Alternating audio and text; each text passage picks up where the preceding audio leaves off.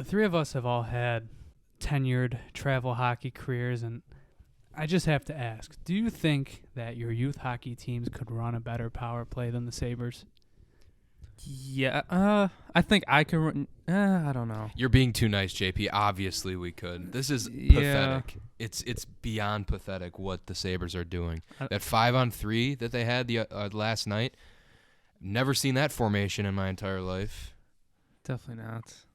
Our teams didn't have the great power plays. Classic stay-at-home JP. Yeah. No, I was a little bit different. I was more of an offensive and defensive guy, and what I mean by that is a complete liability all over the ice. You know who JP's game reminds me of? Jacob Bryson. Undersized, well-skating, puck-moving defenseman that sometimes found his way onto the power play. This is true. This is This true. might be your player I count. like the Lawrence Pilot player count more. I don't think that fits. You've never I like never that played in Russia, and you haven't played in Europe. I think Christian is closer to Lawrence Pilot than you. There's no shot. Getting sent down. No shot. That would be me. He's closer to Rasmus Ristolainen. Just a big lug who just rims the puck around the boards. You got the That is facial me. hair like him right now, too. Yeah, kind of. And sometimes in our bar league games these days, you're playing forward too, just like sometimes they'd saddle him in front of the net from Yeah. time to time. Oh yeah, they would do that. Who was the defenseman the Sabres had that like they would throw on forward? This was a few years ago. I think Who it was was it? Montour. Yeah, it was Oh, Montour. it was Montour. Mhm. Yeah. Well, I'm not. The good Brandon old- Montour. Definitely not Montour. I'm definitely not that. I'm definitely not Brandon Montour. Welcome back to another episode of the Sabre Roundtable. My name is Jonah, I'm JP. And I'm Christian. and we are back after a quick little hiatus to talk about all things Buffalo Sabres hockey, although I can't say that we missed very I was much. going to say a much needed hiatus. Yeah, it would have been another downer of an episode last week. I'm glad we took the week off, but it's still not looking great. They started off the week with quite the performance against the New York Rangers, a 5-1 win in Madison Square Garden. Then they go on to lose their next 5 straight. So, yeah, not much to talk about in that regard. It's the next four straight, maybe? Four straight, yeah. They all blur together, man. They all Yeah. blur. They've lost 5 of 6. I know that. Mm-hmm. They're 1-4-1 in their last 6. So not much to talk about in that regard. Schedules weren't aligning, and it wasn't the most appealing time to talk about the team. But we're back this week, back to talk to you about more and more and more of this team's struggles and where they sit. Where do we begin? That's the question. Well, I'll give you a number. 7. The Sabres, according to MoneyPuck.com, have a 7% chance to make the playoffs. It is December 10th, and we're already to this point. It's early though. I'll I take still those think odds. it's early. Like there's still time to turn it around. The team hasn't been healthy all year. Like they've been without Jack Quinn. Greenway's been gone for what? He was out the Rangers game, right? He went out in the middle of the Rangers game or the game after. Again, it all blurs together. But Tuck has been in and out of the lineup. Dahlin went out a game. Tage has been in and out of the lineup. We haven't had a healthy lineup since the start of the year, other than Jack Quinn. But once all these guys come back, I'd be really interested to see how this forward group shakes up and see if we could, start stringing wins together. Yeah, the lineup inconsistency has been in large part due to the injuries, but I don't think that really makes up for a lot of what we're seeing. It seems like they've found some lines that they've been comfortable with. That Peterka, Cousins, Benson line has kind of emerged as a second foundation, even though Dylan Cousins, I think, made a deal with the hockey gods last season to score 31 goals, and in return, they just took away all his scoring abilities, like it's like in Space Jam this season. Oh man, it's bad. I feel for the guy. He just can't find the back of the net. He's extremely snake bitten. They finally get Tage Thompson back, but still, like the bottom 6 has seen so much shuffling, and it feels like that's the part of the roster that's still kind of biting them. It's awful, Jonah. The bottom 6 is it's awful. Like you're rotating guys in and out of the lineup. It's a bunch of just thrown. It's like a bunch of thrown together parts. It's never the same. And then you have guys you called up from Rochester rotating in, and then once Girgensons comes back, he's probably going to eat up another spot, and he hasn't been playing the best hockey. Kyle Oposo, I know he scored in against Montreal last night. He hasn't been playing his best hockey. He's been playing better. He's definitely enough to the point where you should re-sign him. I'm not talking about next offseason. I'm just saying he's because been playing better. I feel like it's Groundhog's Day. We were talking about this last year too. Like he's been Kyle Oposo was playing better, and then everyone wasn't upset that we brought him back. That's not what this team really needed at the time. Looking back on it, you didn't need it. I just don't think Oposo's really been the issue. I'm right not now. saying he's the only issue, but like the bottom six as a whole, it's like you have guys that you should be playing, and you're not playing your best players. Your most talented players are a few of them are in the AHL, a couple of them are in the press box, and then you just have these guys, going out for a Sunday skate out there. The one guy who I think has been playing very well down the stretch is Victor Olofsson. I think he's been really good. I agree completely. Olofsson has definitely improved mightily. But I'm you know what? I'm gonna put my stake in the ground on Okposo.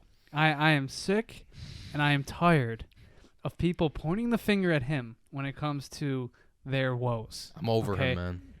He is your fourth line right winger. Okay, it's not his fault if Don Granato plays him in third line minutes half the time. Mm-hmm. And look, he has not been the worst forward on this team. It doesn't get talked about a lot. Tyson Jost has not been as good as last year. No, I know, but like what I'm trying to get at is this team has had issues burying the puck, and Kyle Oposo hasn't been known to be the guy who consistently buries the puck. So why is he playing more? And maybe I'm making a little bit of a case for him now. It's like, why is he playing the minutes he is when he's usually not the guy you put out there to put the puck in the net in a third period situation? Yet you're playing him third, even sometimes it seems like second line minutes, when your other guys who you have a better chance of scoring are just sitting on the bench. I don't know. I don't think I can get behind that thinking. He was riding a 4-game goal streak a few weeks ago. He scored against Pittsburgh, New Jersey, then the Rangers, and I think he picked up a point in the St. Louis game. Like he's been producing recently, and without Girgensons, I may say, without Zemgus Girgensons. So maybe I just think, and another point of this is I see this. I feel like all the time is the complaints about him being on the power play, and frankly, that I actually very much disagree with. I agree. Okay. Where does he play on the power play? Let me ask you, Christian. Where does he play on the power play? It's the wall. He usually plays on the wall. No, he plays in front of the net. Well, at least on the break-in, he's on the wall. But yeah, he's on the plays in. He's the net front guy. Who else are you throwing in that spot? Yeah, right now. I liked Cousins there at the beginning of the year. He's on the first unit though. That's my point. Yeah. I guess you kind of got me there. You don't put Olofsson there. You don't put Jost there. Maybe I don't even think you'd put Greenway there if he was healthy. I could see the case for Greenway, but even then, like Okposo, he's a smart player. That's why he's still in the NHL. He may have lost a step or two, or 3 or 4. And obviously he's not. I'm sorry. He's not. I'm sorry. I'm just. He hates old men. That's what it is. I'm just fed up with this team. It's just, and I feel like I'm being harsh on Oposo too, just because he's been with the team so long, and the team's always been bad with him here, and it's, maybe it's just me taking my frustrations out on old players, but I don't know. Let me ask you a question. If you were to go back to the beginning of last offseason, would you have brought these guys back? I wouldn't have brought back both. Not both. I don't know. He's obviously an important guy in that locker room, and he's still he's playing good. Like the past 2 weeks or so, he scored that goal in the Pittsburgh comeback, and since then, he had a goal in that New Jersey game. He scored late against New York, and he had another point against St. Louis. And I don't know. I feel like he's been like him and Peyton Krebs have started to pick up their play, and even then, his defensive numbers are positive once again. Which all of this is great. Don't get me wrong, but they're just not winning games. They're not winning games, but I don't think it's because of them. I don't think it's Why they're losing. solely because of them. Yeah. It's not solely because of them, but it's a combination of them and maybe a couple other things. But I just don't like if let's say right now, okay, Okposo does something. He just has some sort of season-ending injury. Does that fix anything of what's going on? Does it even help them? No. it doesn't. It Who's doesn't going help in his them. spot? Who's going in his spot? Gergensons when he comes back? Yeah. Newly acquired Eric Robinson? Yeah. Are you going to call up Rusek or Biro again? God, no, I don't want to do that. I'll take Kyle Okposo over Biro or Rusek. Yeah, I agree with that. I feel like I just want to sim to the end of the season and start building lineups again. It's been so bad. That's the Sabres fan in you. It's just been so bad, man. But all right, I mean, Did we talk you off the ledge a little for Okposo at least? yeah, you did. It's just We're talking him off the ledge. it feels like the diatribe you see on Twitter about Owen Power. Like everyone's like, he sucks. He's so bad. What is he doing? Maybe it's that thing where it's like, I'm seeing kind of like through the lenses of how people see Owen Power, where you only see the bad things. Mm-hmm. Like Okposo, when he's skating the puck up the ice, like it's slow. It's not good. You see that. But when you're in the defensive zone, he's making the right plays. He's in the right places. He's always been a well-rounded defensive player for this team.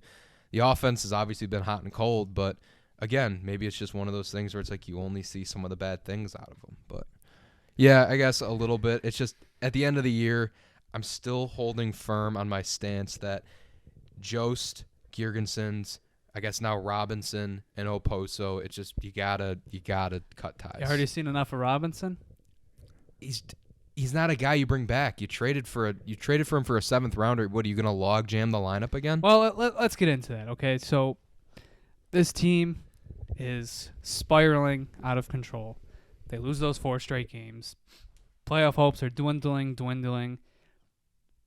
Fans are begging for a move, something, any sort of pulse. And Kevin Adams goes out and acquires Eric Robinson for a conditional 7th round pick. And the condition on that pick being Robinson has to play 45 games. 45 games.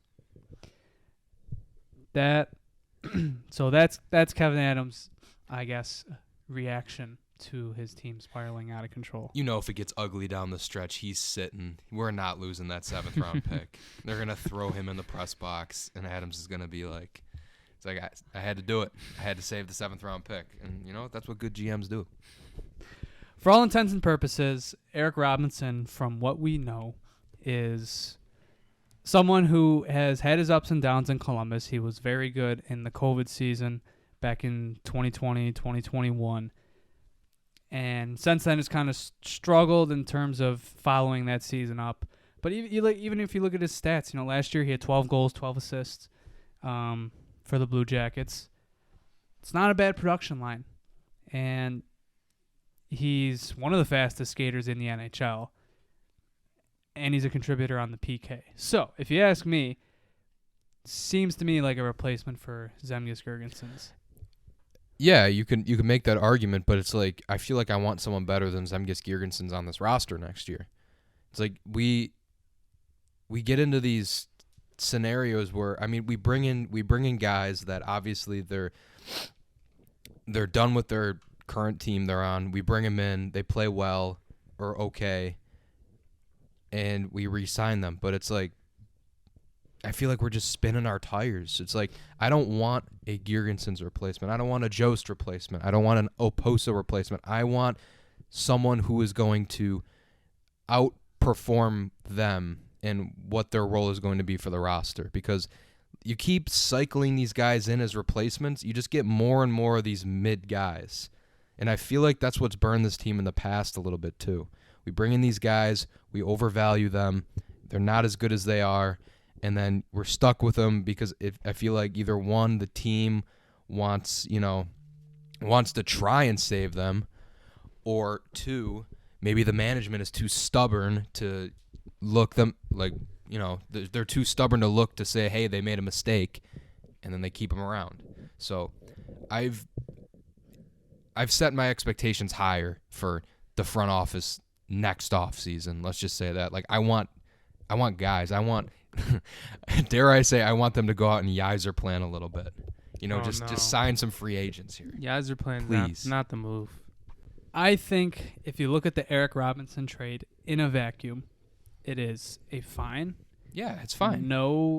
There's virtually no risk to it. He's making $1.6 million until the end of this year.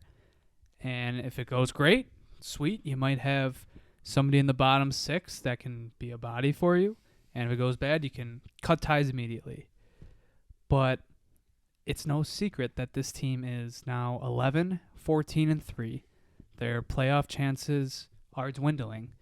And that trade feels very trading a third-round pick for Michael Frolik-esque or trading a 6th-round pick for Scott Wilson. I forgot we traded a third for that guy. That's bad. That's so bad. Let's get into the Kevin Adams conversation.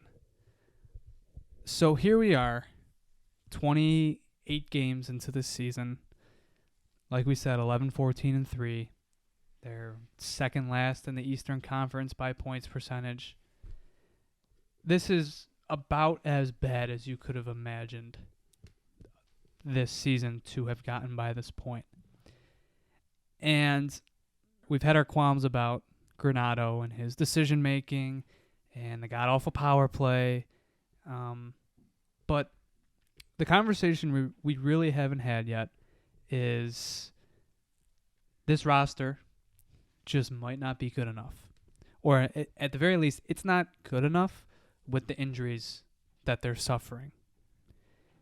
And the moves that were made in the offseason have been, to bluntly put it, bad. And I say moves plural. There were only 2 moves, really, in this entire offseason. They were made on the first day of free agency.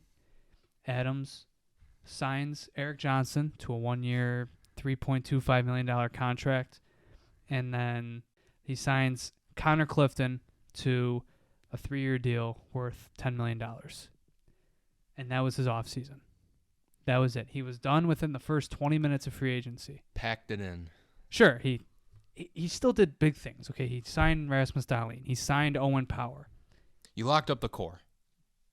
However, in an offseason where it was expected this team would finally use the pieces that they had assembled, it seemed like this was the offseason where everything was coming together, that this would be their splash year.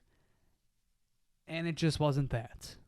How long did we talk about potential goalie additions? Anywhere from Connor Hellebuck to Frederick Anderson to anybody. And how many top 4 defensemen did we discuss? Pesci, who else? Noah Hannafin. Even long shots like Chris Tanev or Dylan DeMello. There were no shortage of options that were possible to look at. And it's always tough to criticize moves that weren't made, especially when those players didn't end up being moved. But I can't look at this roster and give Kevin Adams the benefit of the doubt, because if you take a step back and you look at his offseason, it wasn't good enough. He was done within the first 20 minutes of the offseason. And in totality, through these first 28 games of the year, Kevin Adams added 2 third-pairing defensemen. Yeah. And I'm not just talking about their quality of play. Like, it's not like they're trying to force Connor Clifton down our throats as Rasmus Dahlin's partner. Him and Eric Johnson have been on the third pair almost exclusively. That is what they've added. 2 third-pair defensemen. And they decided to run it back. And, we discussed many times that scoring regression was definitely a possibility. It was almost a guaranteed conclusion that it was probably not going to be the same exact year as last season. But you could not just sit by and hope that, I don't know, that enough would come back and that you would see enough improvement from the defense or you would see improvement from the goaltending. And that would be enough to somehow get your team further than where they were last season. You knew as soon as June 29th, the second day of the NHL draft, you knew that you were going to be without your second line right winger until probably the new year. I mean, from some of the whispers that we've heard, Jack Quinn has had a more favorable recovery. And we're into mid-December. And he's still, he's probably a week or two away, and that's a great timeline. Mm-hmm. But what if it was worst case scenario? Or how about this? What if he comes back and tears it again? Look what happened to Max Pacioretty last year. Yeah. His second game back, he retore the same injury. Then what? They had no reaction to something like that. They had no answer for Jack Quinn going down with an injury.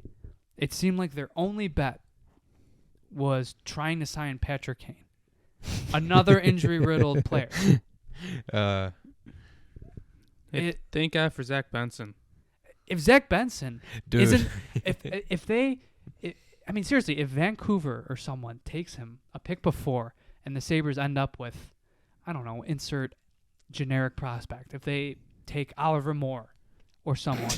He's just chilling in the minors. I mean, I think he went to, I don't know, I think Minnesota he's at now. He was a great prospect, going to be a great contributor for your team in the future, but not this year. Like, Zach Benson is going against the narrative. He's 18 years old. Credit to this regime for that pick. Oh, 100%. Because that was a slam dunk. Fantastic pick, and props to them for putting him in the role that he's in. I mean, he's their second line. Yeah. He is their Jack Quinn this year. Not sure there's many other teams that would have made that decision to keep him here. Which just makes me more excited for when Tuck, Greenway, and Quinn come back for what this team can do.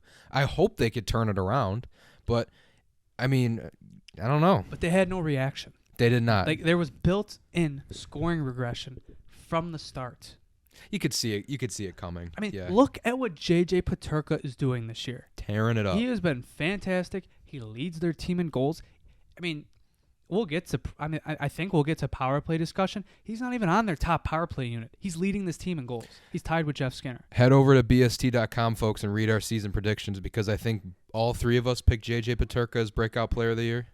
I think he's living up to it right now. I think almost everybody in the Sabres community saw it, and he's been awesome this year. And he's been without Quinn too. And he, and Jack Quinn is, and Cousins hasn't been the best either. And Jack Quinn has deservedly been perceived as the better player. He was drafted higher, he produced better in the AHL, and he had a better rookie season. That is not a small. It's not like Jack Quinn was on his way to having like a decent season this year. Like, you're talking about a guy that could have been on his way to 30 goals, like J.J. Peterka. He could have. I mean, if you put a healthy Jack Quinn on this team from the start of the season, the sky's the limit. Maybe they steal a few more wins. It's a huge hole that was not addressed. No. And it's unacceptable. Let's talk about the last few games, okay? Devin Levi has made his way back onto the Sabres roster. Ukko-Pekka Luukkonen has been out with an illness. I think he's good now. So, we're going to have the conversation again. What are they going to do with the goalies? I am so sick and goddamn tired of talking about the damn goalie situation.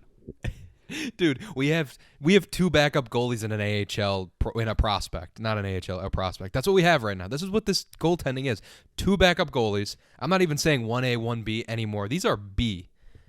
Comrie, UPL had one really. I don't even know if we talked. Were we around to talk about his one really good game? We didn't talk about. Okay, I guess let's jump back to the Rangers game. Holy cow, what a performance! Okay, fantastic. Absolutely unbelievable performance by Ukko-Pekka Luukkonen. Fantastic. Guess what he does the next game? What I've said, and what we've all said for months with this guy.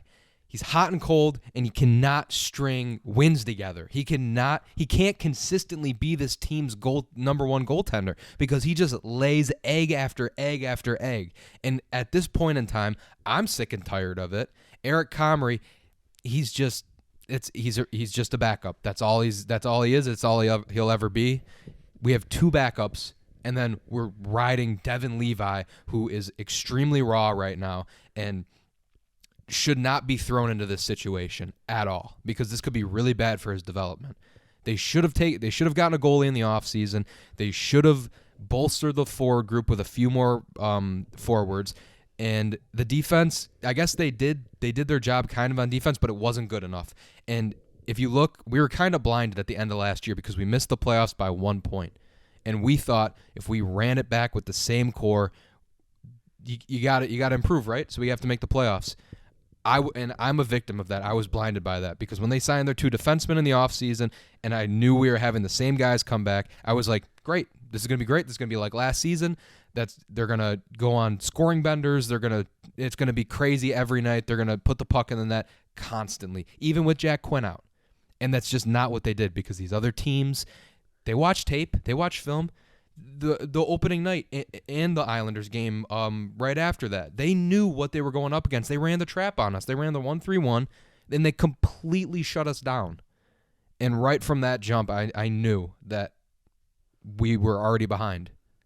This team's mentality, they're never on top of the ball. They're never that team that's thinking ahead that'll go, oh, we need to change it up because we played like this last time, and this team could be ready for it, so we have to be prepared for this. Not to say they have to change their play style, but you have to exhaust every possible scenario that could happen. And I just feel like they were just, Don Granato was like, this was working last season, let's just do it again. Same system. And now they're scrambling. They're mixing up the lineup night in and night out. Nobody's gelling together. There's no chemistry. It's painful to watch sometimes. And you could see that they have these spurts of when they played the Rangers and they beat them 5-1, when they played the Bruins and they beat them 3-1. They have these spurts. You're like, this team has so much talent. This team is ready to go. This team's ready to take off. And it's just, they, like I said earlier in the year, they just the engine keeps stalling out on them. Their off season, there are things you could have done and couldn't have done. Okay, there's a scenario where you keep the forward lineup the same and stuff works out. There's a scenario where you make minimalistic changes to the defense and things work out.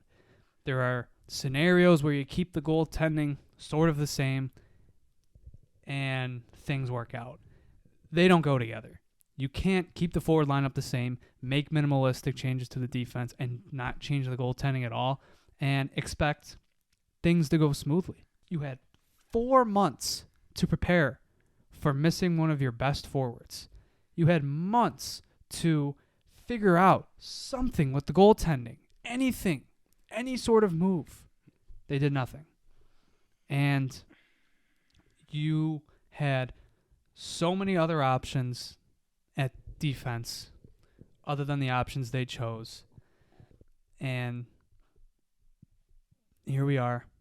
You're stuck with your decisions. And that's kind of the scariest part about where the Sabres are at. This is the National Hockey League.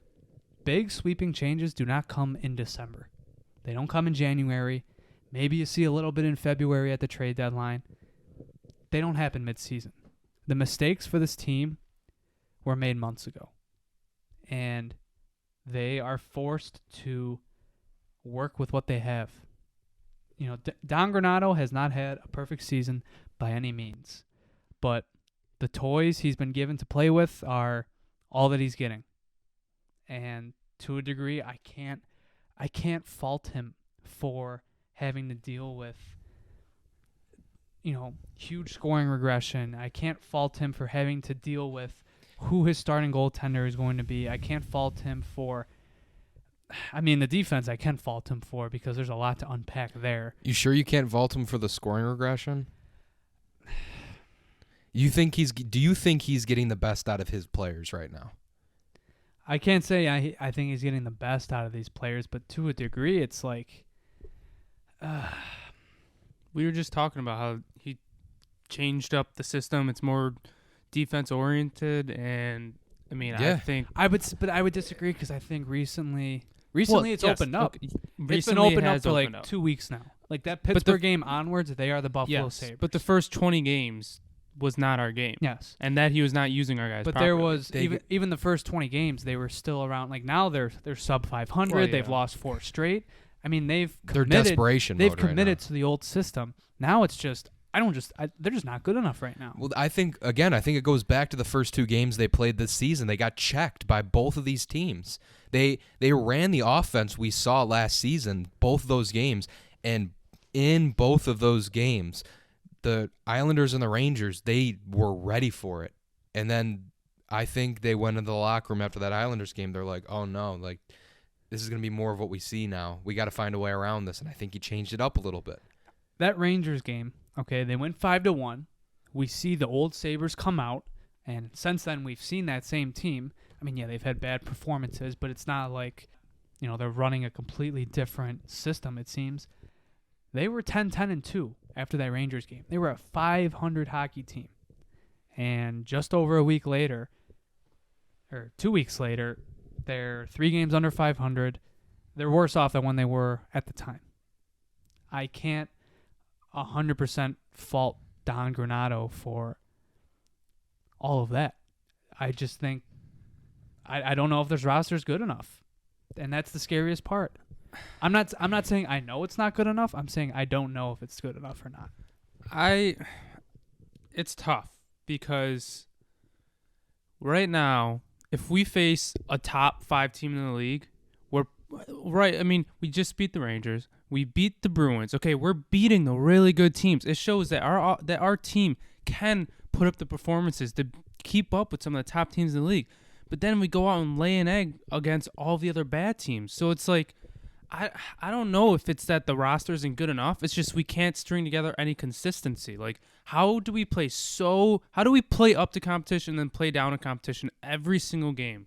I don't get how you can't string 2 games together and just win a few together. I mean, we've only won consecutive game once this year. That's insane. I really think, again, I think I could point the finger at the coaching staff a little bit. I just don't think that they're getting the most out of the players they have. Again, they weren't dealt the best hand by any means, but I really think that they're not getting the best out of these guys, and obviously special teams has been a massive issue. And I know a lot of people are still saying like, oh yes, this team is consistent, and it's because we're a young team. And I'm starting to lean towards that's a bunch of crap because there's only 2 true rookies on this team. Okay, everybody else has been on this team or has been in the league for at least 1 year. Peterka, Cousins, Samuelson. Yes, they're all young, but they've been in the league. Like, they should be able to string together some consistency. Like, I'm not going to accept that we're a young team and we're going to be so inconsistent all the time because we have experience in this league now. Like, even the pressure thing. Oh, the guys they haven't been in this pressure before. They had all this pressure to be a playoff team. Look, last year we had the same pressure. Okay, we were 1 point away. We faced the pressure. The inconsistency is unacceptable anymore. Whether you want to blame that on the players, whether you want to blame it on the coaches, that's my biggest issue right now. It's the inconsistency. It's unacceptable. You think they had pressure last year? I mean, I'm not saying that they had pressure the whole year, but down the stretch, they had pressure and they overcame it. That's what I'm saying. Okay, we were counted out of the playoffs basically, and then we came back. That's my point. But though. we won some big games where it was like, okay, you have to win this game or it's over. Okay, Okay, I understand we basically had nothing to lose, but there's still pressure there. It's still, if you win this game, your season's over.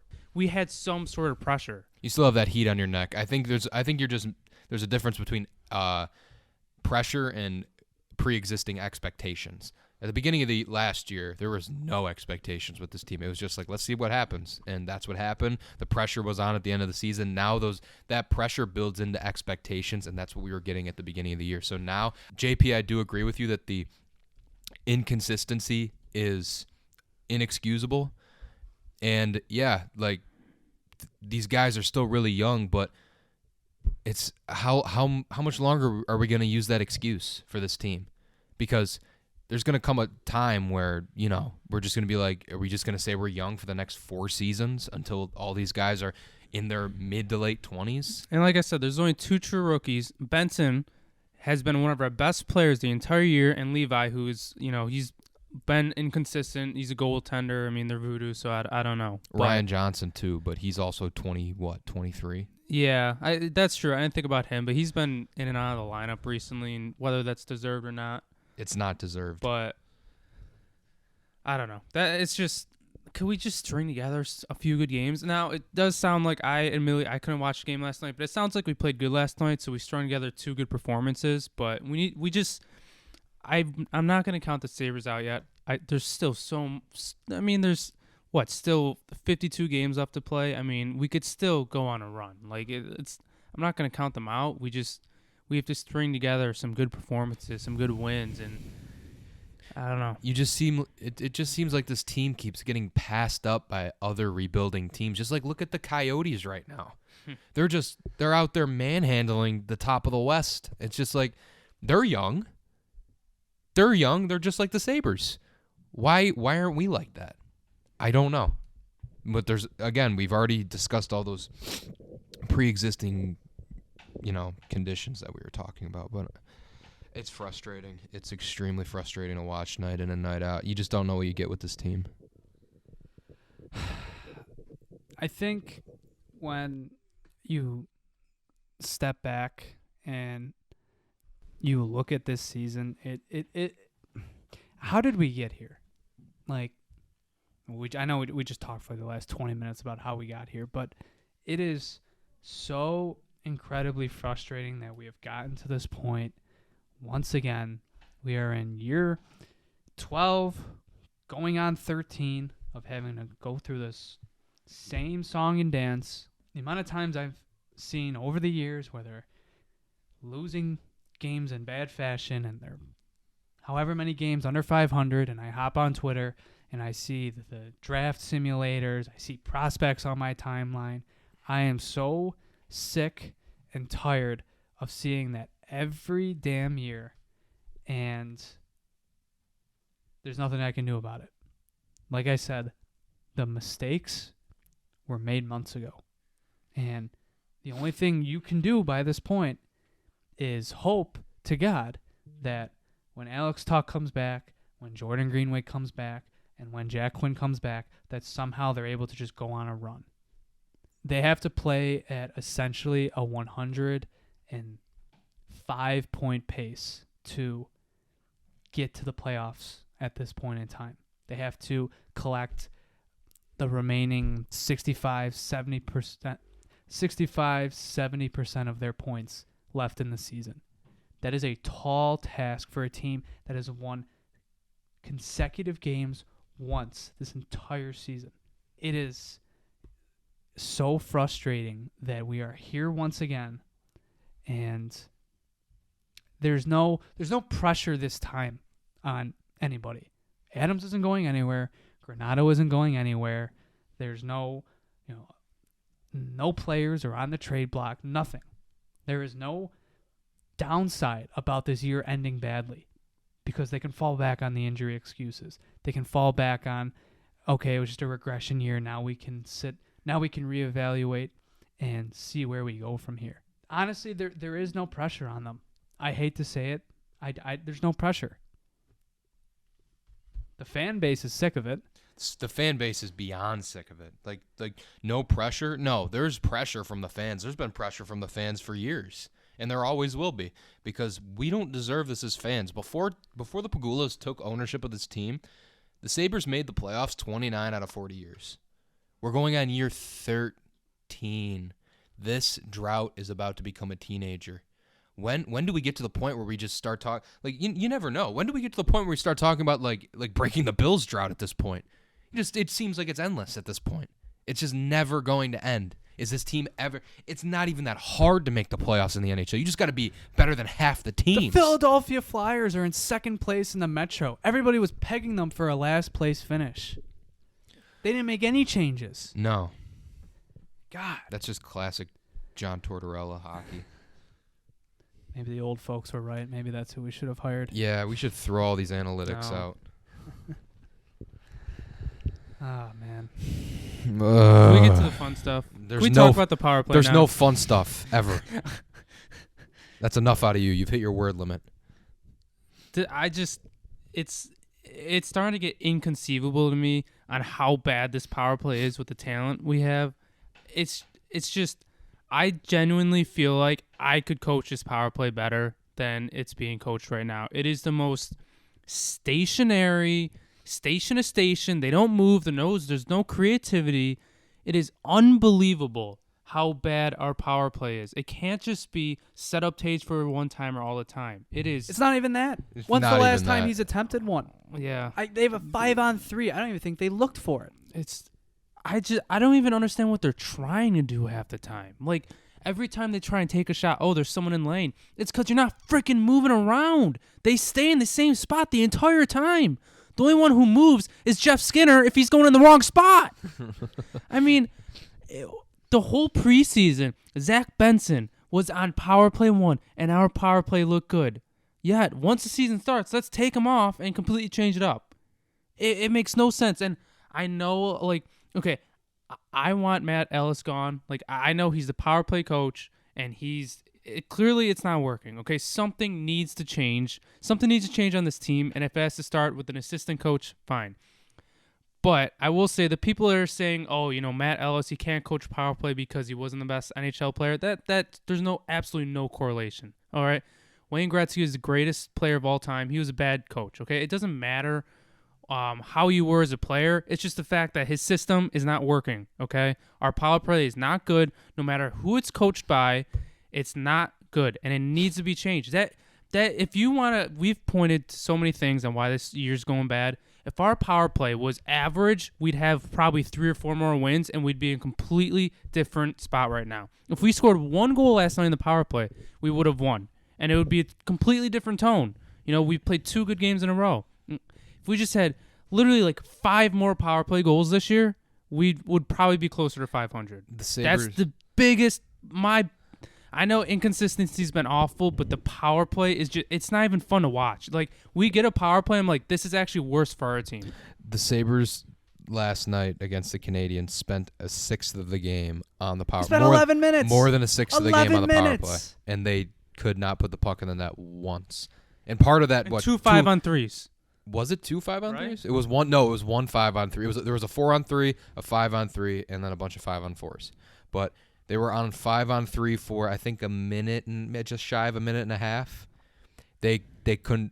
That is the golden ticket to scoring a goal is a 5-on-3. It should be easy money. There should be a guy open all the time, but there's no creativity, like you said. So there's just no one's going to the net. When we have a power play, the other team has more chances on our power play than we have chances. Dude, the amount of breakaways we've given up this year, it's kind of crazy on the power play. Like I haven't seen anything like it before.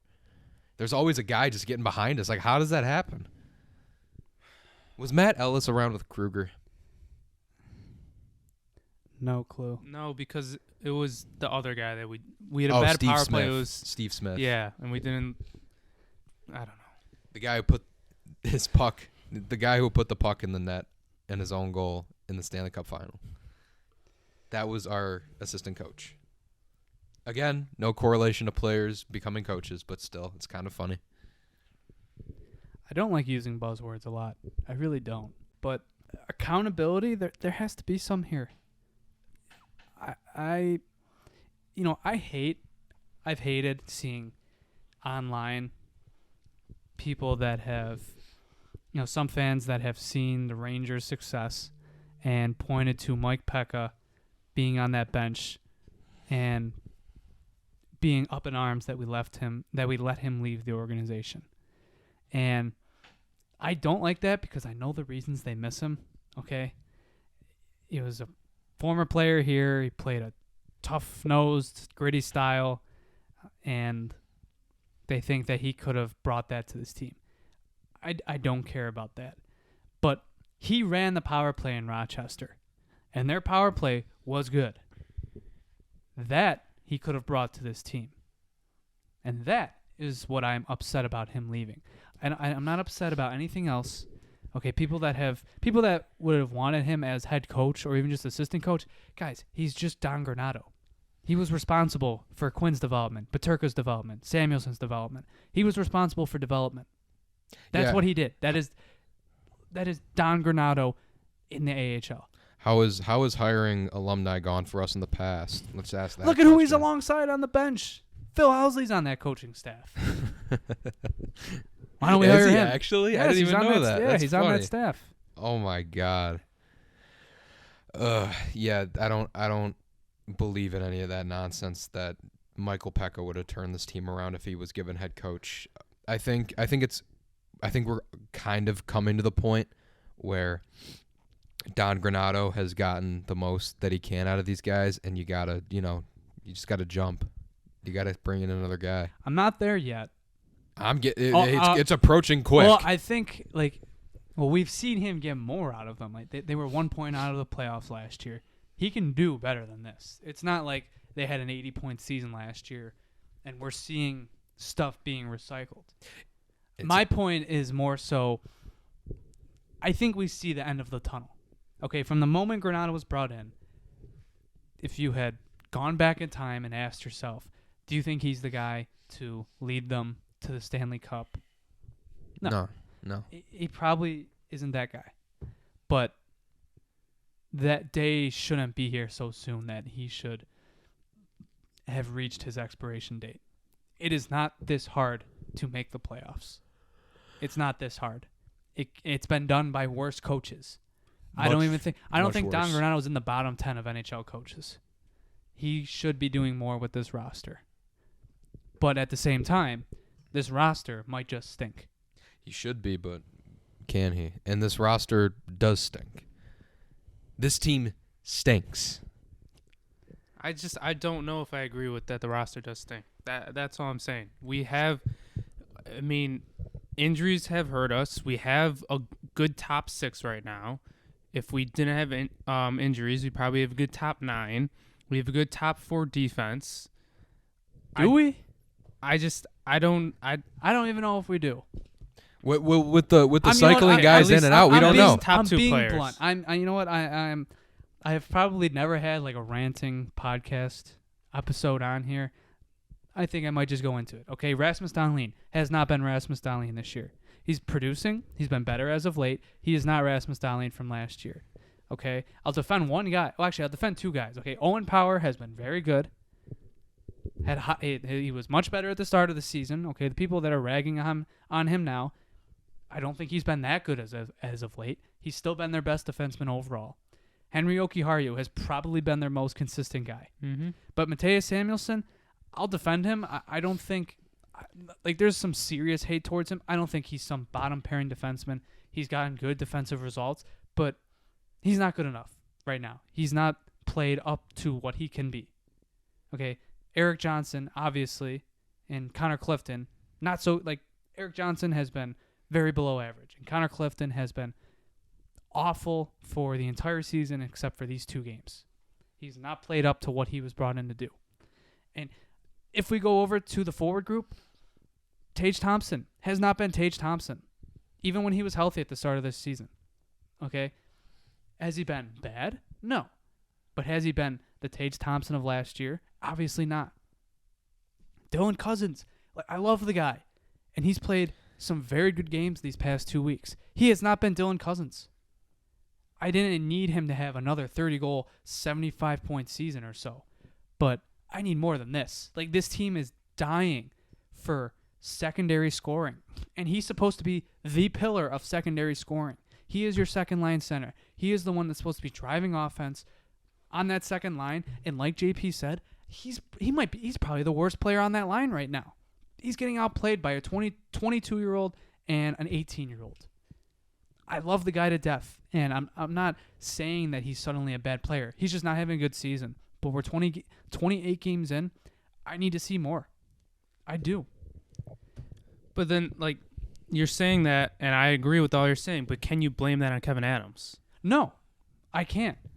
But maybe a pillar of Cousins' regression was the fact that he played so well with Jack Quinn. Well, there was I no agree answer with for that. Yeah, I don't disagree with that. But I'm just saying that But the player regression isn't on Kevin Adams. He was banking on at least really good years. He probably no one could expect what they all put up last year. I just feel like everything, the whole roster not performing is not all Kevin Adams' fault, which is kind of what's been painted a little, which I disagree with. I don't know. Winning fixes all of this. That's all I'm gonna say. I hate being negative. I really do. That's all we But are. it's as Sabres. deserved. That's all we are, could be as Sabres fans. There's never anything positive to talk about. If we recorded last week, it probably would have been worse. Yeah, that's why it was good. It was probably a good week to take off. Yeah. Okay.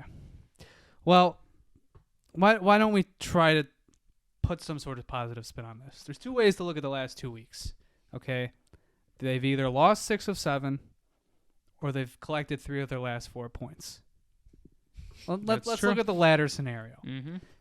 Kyle Okposo said in his postgame last night that it's not the greatest time for moral victories, but their last 2 games have looked a lot different than the last 25.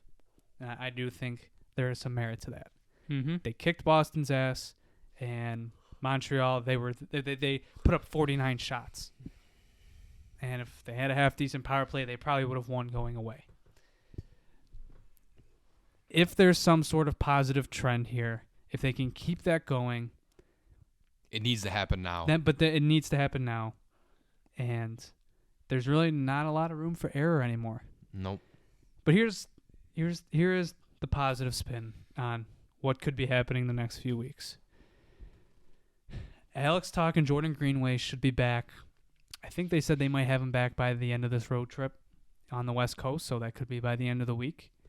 And Jack Quinn's out of his no-contact jersey already. He could be back sooner than them. So you never know. You're looking at possibly having a full healthy roster in less than 2 weeks for the first time all season. And that's something they haven't had. And if you combine their positive play with finally getting healthy, maybe, just maybe, you'll see some sort of run here from this team. I mean, if you look at their January, it is not a tough schedule. From December 30th onwards, this is your schedule. You play Columbus, Ottawa, Montreal, Pittsburgh, Seattle, Ottawa again, Vancouver, San Jose, Chicago, Tampa, Anaheim.